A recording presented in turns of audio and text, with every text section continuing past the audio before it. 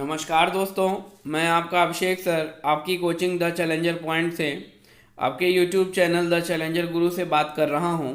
जैसा कि आप सब जानते हैं कि इस चैनल के माध्यम से आपको लगातार प्रतियोगी परीक्षाओं की तैयारी कराई जाती है। साथ ही साथ विभिन्न भर्तियों से संबंधित जो भी बातें होती हैं उनको मैं आपको काफ़ी विस्तार से बताता रहता हूँ। 69,000 शिक्षक भर्ती और नई शिक्षा नीति के बारे में मैं लगातार वीडियो आपको दे रहा हूं और आप सब इससे लगातार अपडेट हो रहे हैं।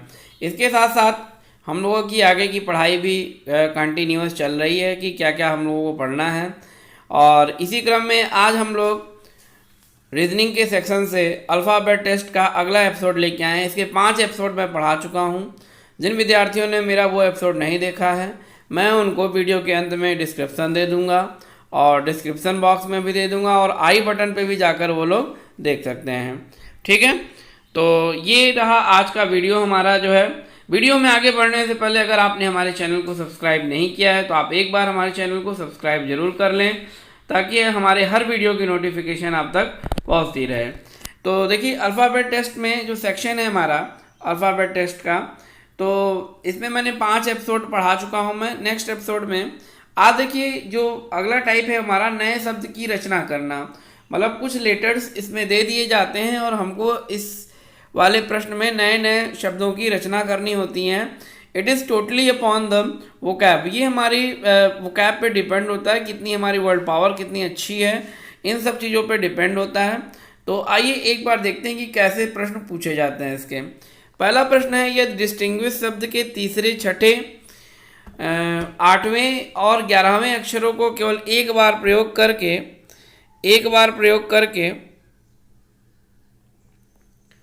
ठीक है, एक अर्थपूर्ण शब्द रचना संभव हो तो उस शब्द का पहला अक्षर आपका उत्तर होगा। यदि एक से अधिक शब्द बनते हैं तो आपका उत्तर एम होगा। ये लिखिए एम होगा, ठीक है। और एक से अधिक शब्द बनते हैं तो आपका उत्तर एम होगा। यदि ऐसा कोई शब्द नहीं बनता तो उत्तर एक्स होगा। इस तरीके से आपको बताना है। तो डिस्टिंग्विश शब्द के तीसरे, छठे, 8वें और 11वें अक्षर को हमको देखना है कि डिस्टिंग्विश शब्द को तीसरा, छठा। तो आइए हम लोग सबसे पहले डिस्टिंग्विश शब्द को लिख लेते हैं और देखते हैं कि क्या बनता है हमारा। ठीक है, तो आइए यहाँ पे देखते हैं डिस्टिंग्विश शब्द को लिख लेते हैं। स्पेलिंग DISTINGUISH,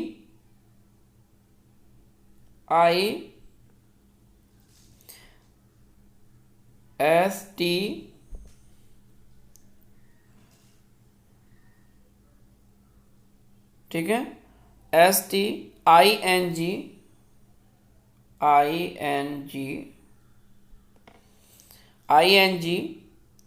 UISH, ठीक है। ये हमारा हो गया डिस्टिंग्विश। डिस्टिंग्विश शब्द को हमको बताना है कि डिस्टिंग्विश शब्द से आपको बताना है। और इसका बोला गया था डिस्टिंग्विश शब्द का तीसरे, छठे, 8वें और 11वें अक्षर ना। तो तीसरा अक्षर यहाँ पे क्या है हमारा, एस है। और उसके बाद छठा अक्षर कौन सा हो जाएगा हमारा, आप नंबरिंग भी दे सकते हैं यहाँ पे अगर आपको कन्फ्यूज़न थोड़ा बहुत भी हो रहा है तो 1 2 3 4 5 6 7 8 9 10 और 11, ठीक है। ये हो गए। तो आइए देख लिया जाए।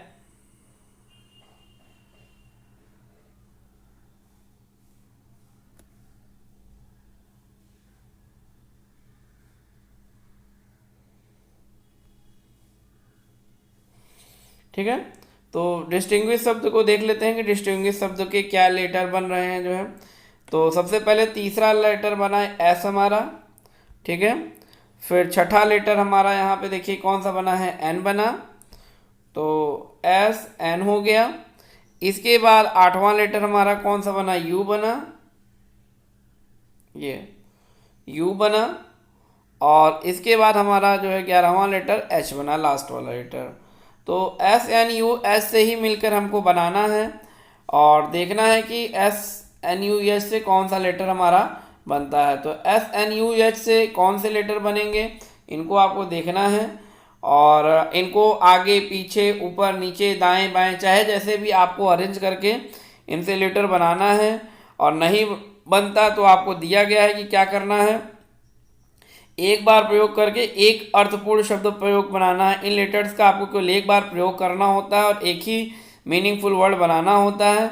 तो आपको जो भी मीनिंगफुल वर्ड बनेगा उसका पहला अक्षर ही इसका उत्तर आपको बताना है, और एक से ज़्यादा बनेंगे तो यम देना है, और कोई नहीं बनता है तो आपको एक्स उत्तर देना है। तो आइए देख लीजिए SNUH में क्या बनता है हमारा।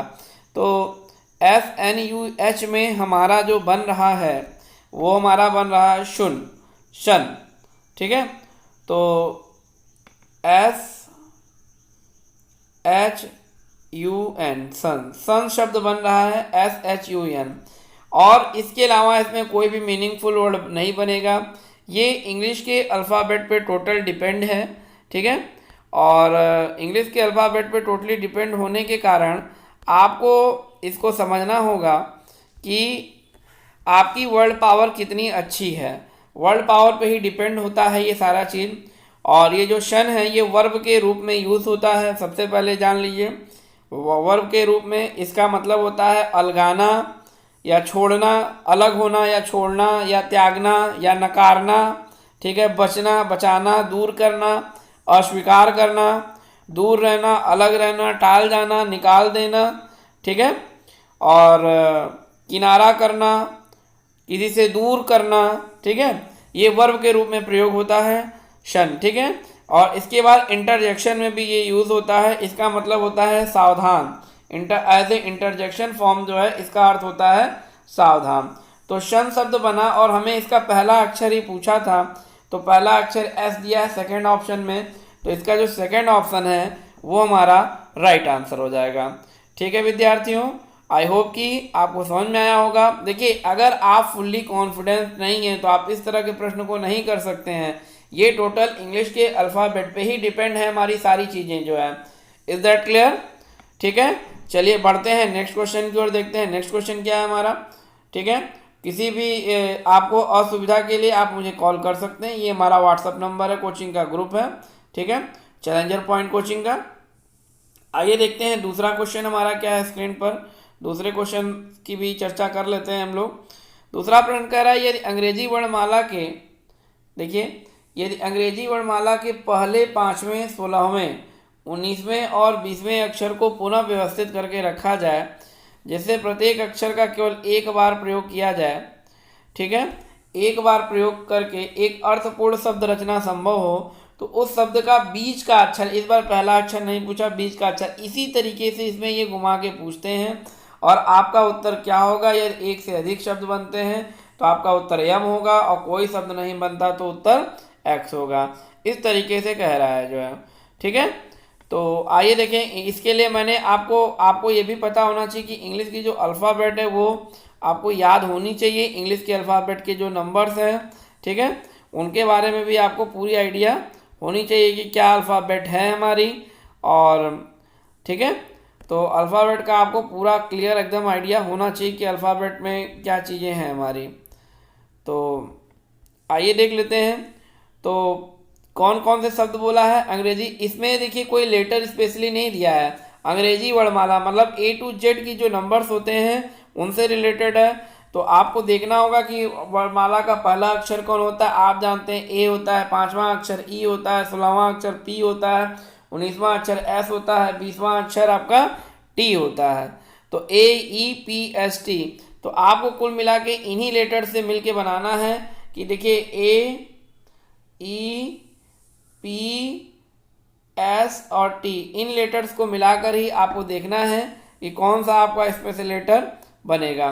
तो AEPST, तो देखिए PASTE, पेस्ट बन रहा है। देखिए PASTE, पेस्ट बन रहा है। और देखिए और कोई बनेगा EAPST, ईप्स्ट, ऐसा कोई शब्द नहीं है। ठीक है, फिर TSP, ऐसा कोई शब्द नहीं है। तो इसमें पेस्ट ही शब्द जो है आपका बनेगा। और पेस्ट का मतलब आप जानते हैं, पेस्ट का मतलब होता है चिपकाना। तो पेस्ट का स्पेलिंग आपका क्या हो जाता है? PASTE, paste. तो बीच का अक्षर S होगा, तो S जो है इसका वो राइट आंसर हो जाएगा। तो पहला वाला जो ऑप्शन है ये इसका राइट आंसर बनेगा। आई होप कि आपको समझ में आया होगा। ठीक है, तो इस तरीके से जो है इसके प्रश्न किए जाते हैं और बड़े इंपॉर्टेंट क्वेश्चन है आपका ये बैंक में, एसएससी में, रेलवे में, टीईटी में, सीटीईटी, सुपर टीईटी सब के लिए बहुत इंपॉर्टेंट टॉपिक है। यूपीपी, यूपीएसआई हर प्रतियोगी परीक्षाओं में ये पूछा जाता है। ठीक है बच्चों, चलिए अगला दिया है परपेंडिकुलर शब्द दिया हुआ है।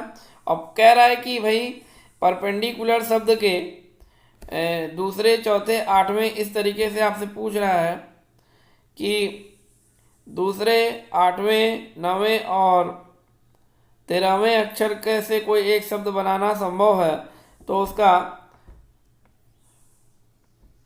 उसका चौथा अक्षर क्या होगा। ठीक है, तो अगर उसका चौथा अक्षर आपको बताना है, ये परपेंडिकुलर शब्द है, दूसरा लेना है, आठवां लेना है, नवां लेना है और 13वां लेना है। तो परपेंडिकुलर का दूसरा शब्द देखिए कौन सा है, यहाँ पे ई है। क्यों विद्यार्थियों? तो दूसरा शब्द हमारा कौन है, इसमें ई है। ठीक है, और दूसरा के बाद फिर आपसे कह रहा है आठवां, तो 1 2 3 4 5 6 7 8 आई। ठीक है, और नवां आई के बाद सी, और 13वां अक्षर तो 9 तक आई हो गया, 9 के बाद 10 11 12 13 ए। ठीक है,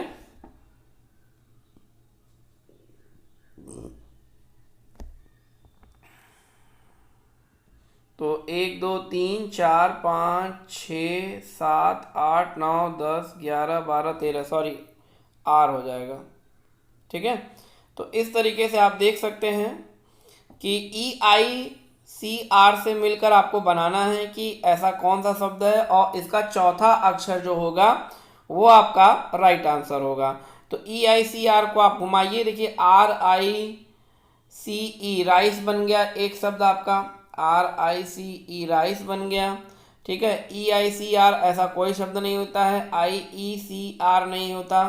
ठीक है, सी आर आई ई क्री ये भी ऐसा कोई शब्द नहीं है। तो आपको बहुत सी अंदाज़ा मिल जाएगा कि हाँ ये शब्द होना चाहिए। तो राइस का मतलब आप जानते हैं क्या होता है, चावल होता है, और इसका चौथा शब्द है हमारा ई है। तो ई जो होगा ये हमारा जो है राइट ऑप्शन होगा। ठीक है, पहला ऑप्शन जो है ये हमारा एकदम राइट ऑप्शन होगा। तो इसी तरीके से इस तरह के प्रश्नों को हम कंप्लीट करते हैं कि कैसे इसके प्रश्न पूछे जाते हैं परपेंडिकुलर शब्द में। इसी तरह ढेर सारे शब्द आपको एग्जामों में पूछे जाते हैं। ये कोर बैंकिंग का टॉपिक है, मगर जो है आजकल हर प्रतियोगी परीक्षाओं में ये सब तरह के प्रश्न पूछे जाते हैं, क्योंकि ये जो अल्फ़ाबेट होती है भाई वर्ड में इतनी मीनिंग्स है, ऐसा जरूरी नहीं कि आपको सारी मीनिंग्स यहाँ पर कंप्लीटली याद हो। ठीक है, चलिए अगला देखते हैं जो है क्या है क्वेश्चन हमारा। अगला दिया हुआ है प्रिपरेशन शब्द के तीसरे, पांचवें, ये देखिए प्रिपरेशन शब्द दिया हुआ है। प्रिपरेशन शब्द के तीसरे, पांचवें, आठवें और 11वें अक्षर से कोई अंग्रेजी का अर्थपूर्ण शब्द बनाना संभव हो तो कौन सा अक्षर उस शब्द का पहला अक्षर होगा।